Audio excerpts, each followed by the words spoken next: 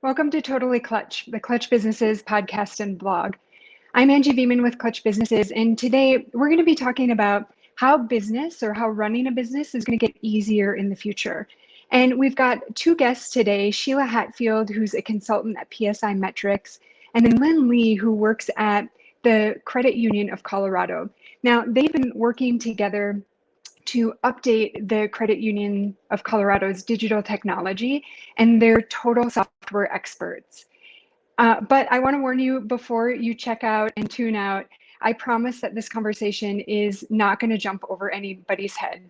We're going to explain all of the buzzwords, and we're really going to focus on how your life and your business is going to get easier down the road.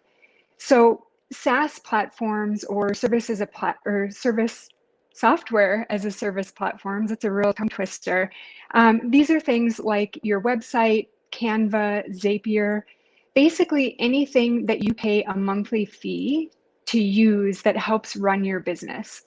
All of these things are getting smarter every single day. And I'm already a really huge fan. They're really cost effective. They're accessible, AKA they're user friendly, and they create really awesome efficiencies in your business. So they're really perfect for small businesses. And in the work that I do, I kind of tend to take these platforms as they are and like tweak them just a little bit, but not very much. And I do a little coding behind the scenes to tailor them to my clients, but really that's kind of it. Now, Sheila Hatfield, on the other hand, works on complex customizations and integrations. And the functionality that she builds eventually trickles down and becomes your favorite new feature in the platforms that you're using.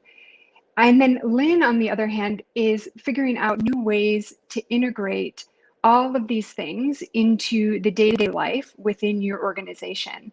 So I want to welcome both Sheila and Lynne to the show. Hello, thank you, Angie.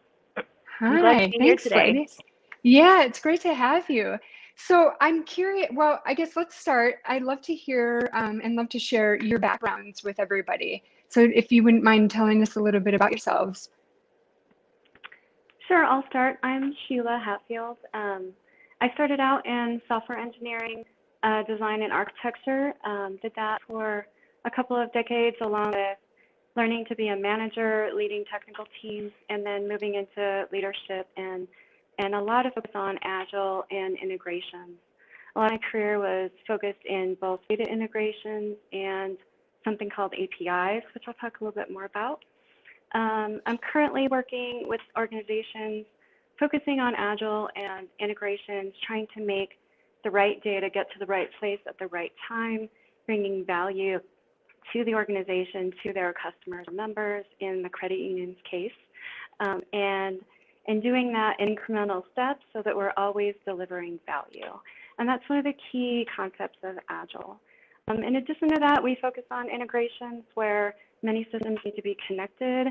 We try to minimize the impact of change and make sure that we have something called an adapter in place, like API, and that helps minimize change when it does happen. Recently, at the credit union, we've been working with a platform and integration as a service platform called Boomi, which really is kind of a SaaS platform that lets you drag and drop to connect your systems. So that's a little bit about me. So I'll turn it over to Lynne. Awesome. Thank you, Sheila. My career started organically. I worked with Oracle databases, and then I evolved and went into more of a consulting role, and took on very many hats, and from development to business analyst to project management and program management. So I have a very diverse background in technologies, and just recently, last 2 years, I found myself, made myself through to Credit Union in Colorado, which is an amazing organization that is really truly focused on people and the solutions. And the credit union is the fourth largest credit union in Colorado, and we have about 160,000 members Wow. with $2 Wow. billion in assets. That's It's been amazing. around. It's been around since the Great Depression, 1934, and originally was the Colorado State Employee Credit Union. We have 17 locations, and my role at the credit union, my team oversees the core banking system. So Okay. we delivered development work that allows us to ease the functionality and the service to our members through our core banking service applications. And then the other part, excuse me, my team also making sure that the system is up and running, and requests that comes in through our team gets handled. Okay. And what started with this journey is that our memberships are growing demographically, as well as our millennials are now make up more than 50% of our memberships. Oh, wow. It's really, and that brings, as far as the smartphones and everything, so Yeah. everybody wants have convenience to their banking services. And so that was our goal, is how do we, since we are members focused and making sure that we bring the greatest value to our members to not only in-person banking, but digitally. Yeah. So we were That's looking for a cool. solution that would allow us to meet our members anytime, any day, be flexible. And that's where we started the journey of looking into technologies and process into helping us to enable to take our banking digitally online. Yeah, that's awesome. And I think that right there kind of gives a really good illustration of the impact that this technology can have, right? So you're and how other organizations can use it. I think it sounds intimidating, and it sounds like something that a lot of people don't think that they need, but really you're servicing your customers in the best possible way by providing these, which is really cool. So that's awesome. Lynne, is your position at the Credit Union of Colorado, is it a new position, or has it been there for a while? It started about 2 years ago when I came. Our IT director brought in process improvements to the team, and part of that is the service delivery manager. And my focus is on delivery, focus on our customers, meet our internal customers, making sure that our delivery meets the value and the culture of Credit Union Colorado, which is very members focused. So it is a new role. Okay, that's great. Cool. So I think it's really helpful to hear what each of you do, what each of your roles are, and the work that you do. I guess I'm curious if you can give us an example of an integration or a customization that one or both of you or your teams have worked on that help paint a picture for people about what it is that you really do, so that we can really understand it, because it is a little hard with all the tech jargon. Well, maybe I can go first. Okay. So members, that's basically our central part of our business, is how do we have a lot of services products within the credit union. We have loans and mortgages and the core banking day. And if you were to bring it on to have a digital online, how do you bring all of that together? We have that your members, the member focus. So we have all the systems, data are scattered throughout the systems. So how do you have that common denominator, that common link to bring all the system that says, Lynne is a member, and this is a 360 view at what Lynne does for banking at Credit Union Colorado. So the challenge right now is for us is how do we create that common denominator? And so what we have a project right now going on is to customize that identity that without compromised security, We don't want to use social securities. We don't want to do all of that. That would expose the vulnerability. So we, behind the scene, we're creating what we call the member token, which is a token that is uniquely assigned to Lynne as a member, and then that then can be used as a common denominator that we pull all the data together. And then we would then put the technology on top of that, and you would then able to see what Lynne is doing.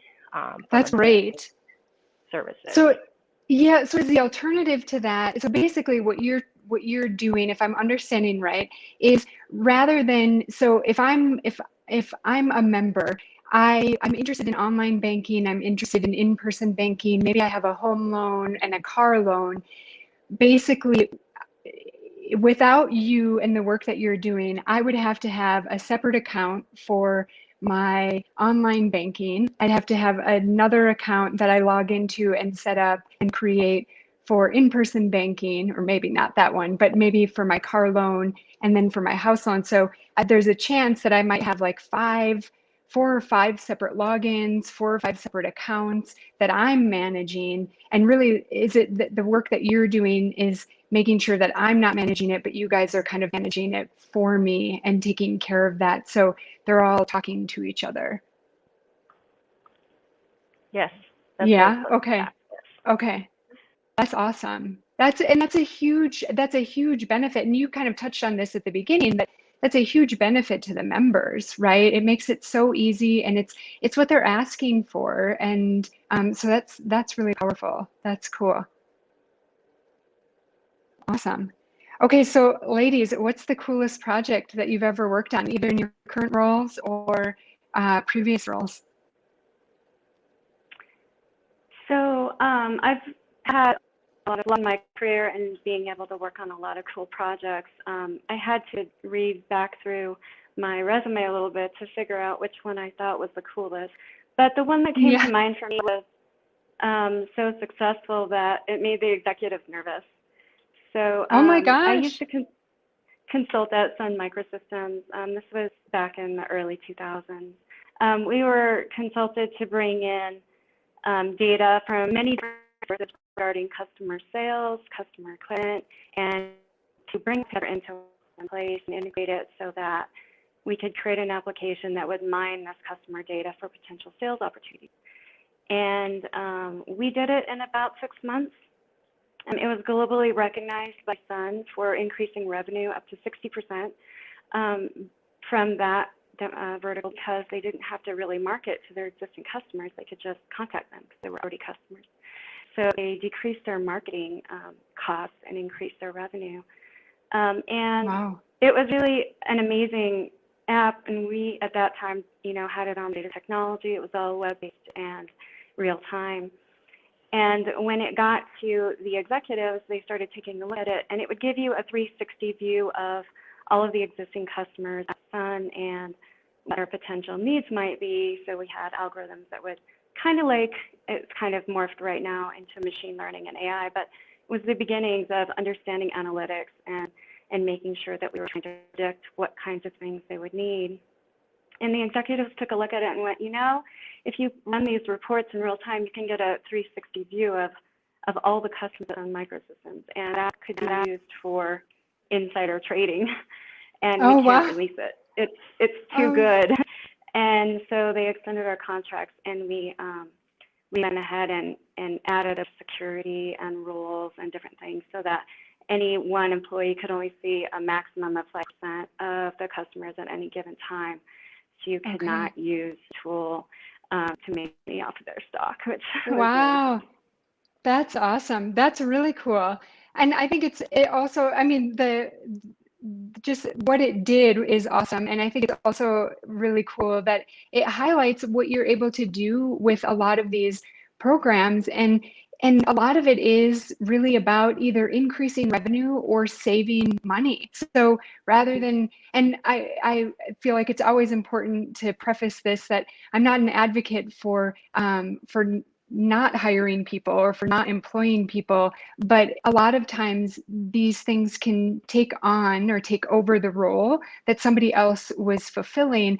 And then rather than and that allows everybody to play bigger. So, you're not letting that person go, or you're not hiring somebody, but you're hiring somebody to do something bigger that can be more impactful to your organization, instead of just like, for lack of a better way to say it, kind of shuffling paper around and doing kind of just lower level things. So it allows everybody to really expand and grow along with your organization. So that's really cool. Okay, May so I do you add, guys, oh yeah, may I add please. something to that effect? So I think Yeah. you're right, spot on, because it isn't about replacing people. Because at Credit Union Colorado, we're people centric, Mm-hmm. and so this whole what we're going through is change, but it's not bad change, right? Mm-hmm. It's really intentional change Yeah. that allows us to focus on what is the needs of our members, of your needs of your customers. Mm-hmm. And then strategically, you align your process, your technology, and your people to support that Mm-hmm. solution. Yeah. And you're right in the sense that because of doing that, we're able to train our employees Mm-hmm. and to really kind of shifting from what we would normally manually doing to more of direct impact to your Mm-hmm. customers. And Mm-hmm. and along the way, we have really tried, and that's just part of why Sheila's in, is we're bringing processes and helping our employees to train them in agile, and all this technology is not something that you would bring a team of consultants in and do. Sure. It's very organically. And we take a really thoughtful approach of doing it slowly. We're training our employees along the way so that when Sheila moves on to her next big gig, Yeah. we're able to do it ourselves, and we're able to maintain it ourselves and train our employees. So it's really is the intention and the process in which you go through the change is equally important as the technology. Mm-hmm. Yeah, that's awesome, and really, really well said. I think that's so important. Okay, so if we can get to the meat, I guess, of the conversation, what do you guys expect to see coming down the pike for all of these software as a service platforms in the next couple of years? So I think, having started in my career, early on, I think I started in relevancy and context where people were trying to understand behaviors of customers and providing them with relevant content that they would click on and, and essentially increase sales. And I think that has kind of shifted over the years. This was, way back in the early era of internet. And instead, what happened is businesses started to focus on not what the customer wanted, but what they wanted to sell and what things they wanted to promote. And so instead of moving towards kind of a relevancy kind of culture where when you are looking at stuff, you're seeing things that you're interested in, instead they went towards a distraction, or, we want to make it more difficult for you to do your job because the more time you spend on our website, the more clicks we get on our ads, the more views, the more money we make.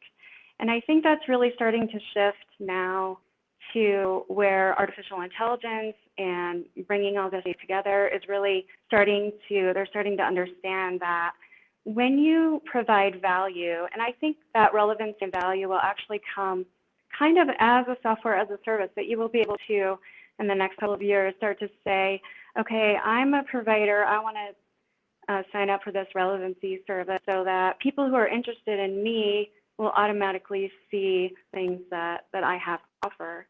Okay. And I think the pandemic has really kind of helped with that. It already emerged our work and home profiles for a lot of people that are working remotely now. Their activity that they're doing during the day is now merged with what they're doing at night or in the evenings with their families. And I'm already starting to see a little bit of a shift in the data that I'm seeing, like on my social media, for example, is more business related because all of that traffic, the way that they're tracking me is getting merged. And it's fascinating to me because I'm really excited about it. I'm clicking on stuff and saying, oh, this is amazing. I'm interested in artificial intelligence. I'm interested in, digital transformation and automations and integrations. And when I'm on my social media platform, I actually have the time and space to click on that stuff and be interested in it and promote it. And I'm now engaged as a customer. I'm actually helping them promote their stuff to the right audience. I think that's something that is really important, and that especially as we get more distracted at home and all of our lives tend to pile in on the same platform, same space, having the time to focus and actually provide the things that your customers are interested in is going to be really important. And I agree. I think also that employees also should, follow that space, that, it's just as important for your customers to be engaged as your employees, and allowing those tools that might make their work life easier to be able to automate and integrate stuff. That's going to be super. I mean, it's already focused. There's already a focus on that, but I think it will continue to grow. Yeah. So do you think the marketing do you see that improving because businesses are getting smarter about how they're servicing their customers, or is it that the marketing platforms or the marketing tools that we have accessible to us as small businesses, are those changing, and excuse me, are they getting smarter about finding the right people for you? Yeah, I think a combination of the right tools becoming available where it's easier to integrate and analyze data, so that instead of me having to go to 15 different systems and reports, now I can pull all that data into one place, or look at a tool that may analyze it for me and get those key insights and then act on them.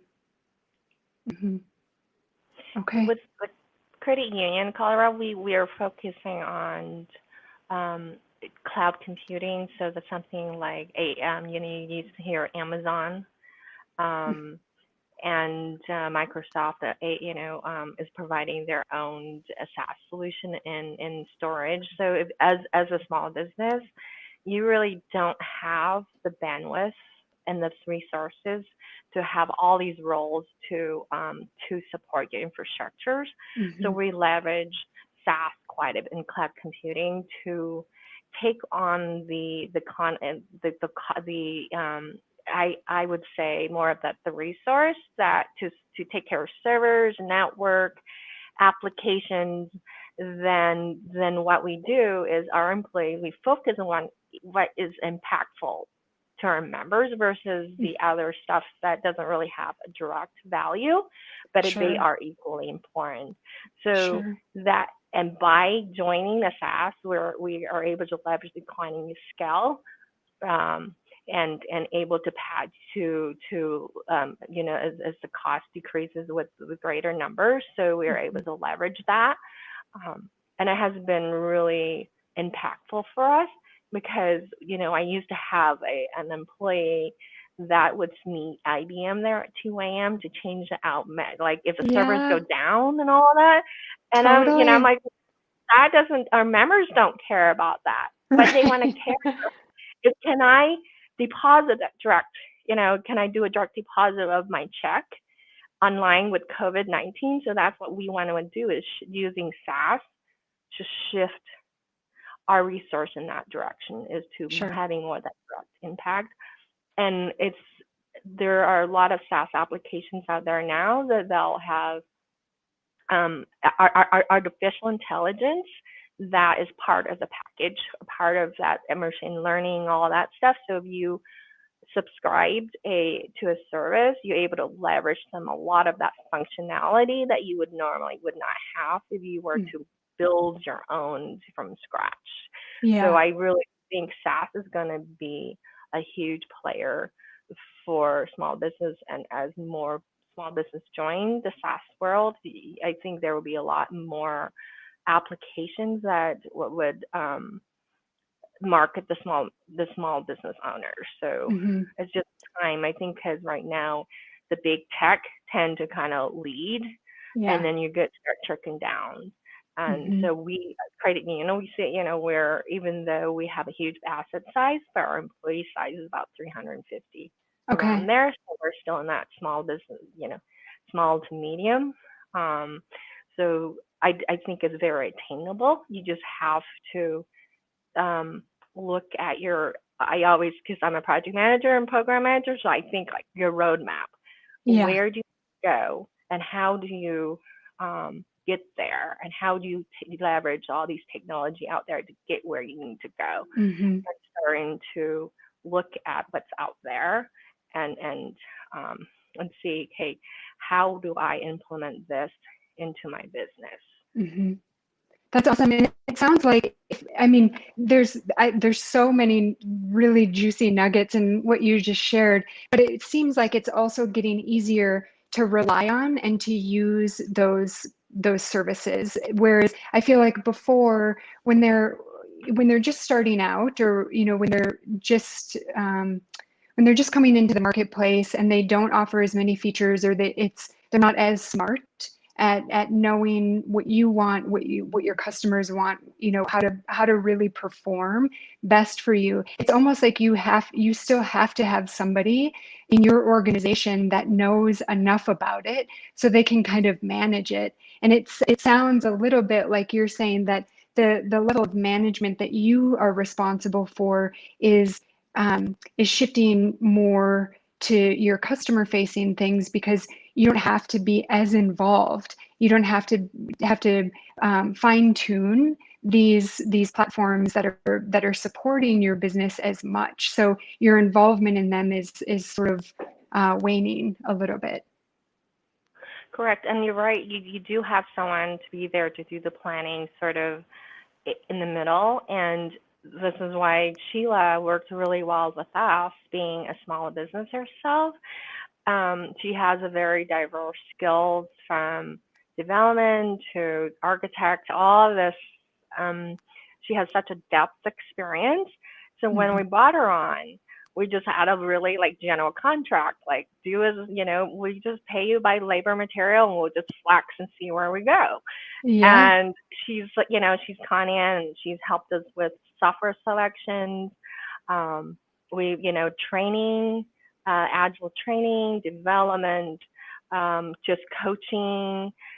So she wears many hats. So that is, what, as a small business, you can't afford to hire like a team of consultants, right? That has like, different roles that can Uh-huh. bring a big team, and it may be slower, but the value is that by doing it slow, you're learning along the way. So when they leave, you get that knowledge retained.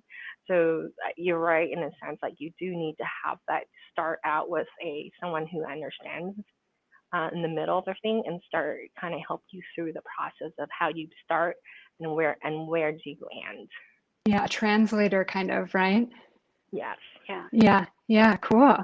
Well, so we're up against the clock a little bit, but I'm curious if you guys have one thing, one, I guess, recommendation for a company that will allow them to use these services, use these technologies. So I guess one thing that would make them successful in doing that.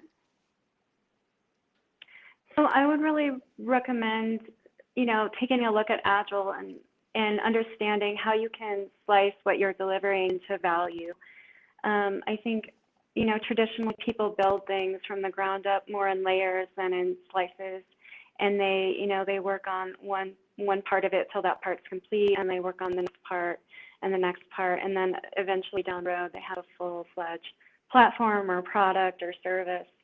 And instead, what Agile tries to deliver is, you can, instead of, trying to build that product or service in layers, you can build it in slices, and those slices help you both to get things done quicker and to be able to pivot, so that if things change, which they always do, that you can focus on completing that one slice, and then you can build another slice. And instead of building out, the analogy that you often hear is that you're building a cake, and if you can deliver a slice instead of 32 buckets of frosting, which may hold you down, and you will have to wait until all the different layers are built before you have a full cake.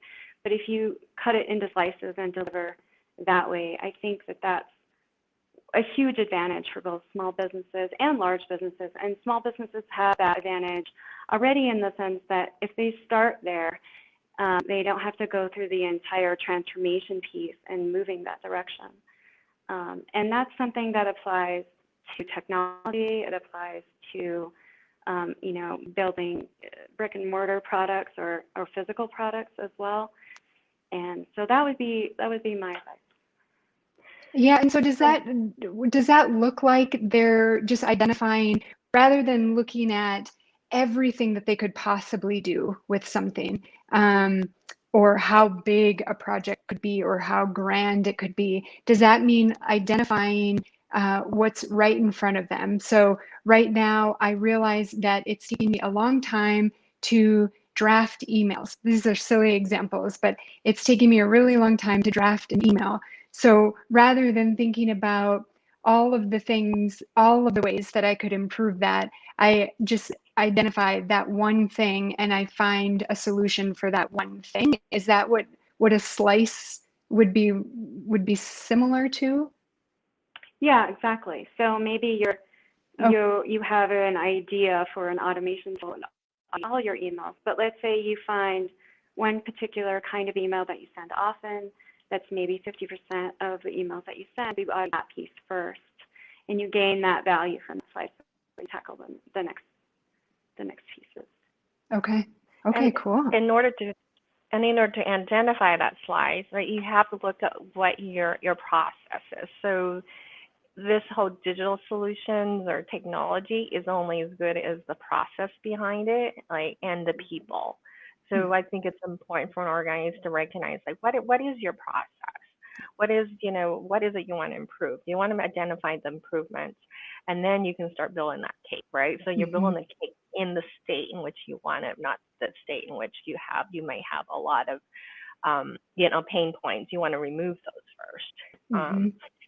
And I think it's important to focus on the people element, because what you look is in your customers. Like if you're looking in the solution of the customer, it will drive what you need to build, like their needs, what you need to build. But then also in the element of them, your employees. So you have to evaluate like where you want to go, what skill sets you need to able to support where the skills and the training. A lot of that is really the vulnerability of people, right? Because change brings a lot of vulnerability, fear, all of that into the factor. So you, as an organization, you have to think through that and figure out how do you help your employee go through the change as you're moving more into automations.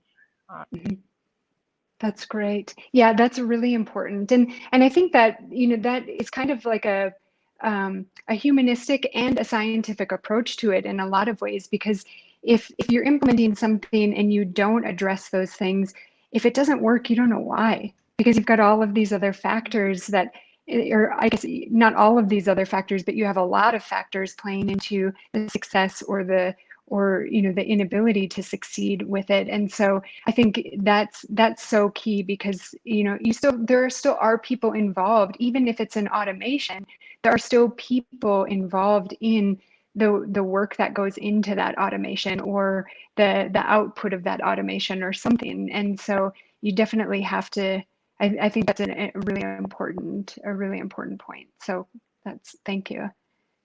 Cool. Okay, well, Lynne and Sheila, I want to thank you so much for being here today. It was super fun to hear about what you do and to hear about how what you do is going to influence all of our lives soon. So I appreciate that, and it was really great to have you both.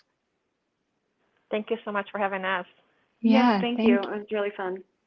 Cool. Thanks, ladies.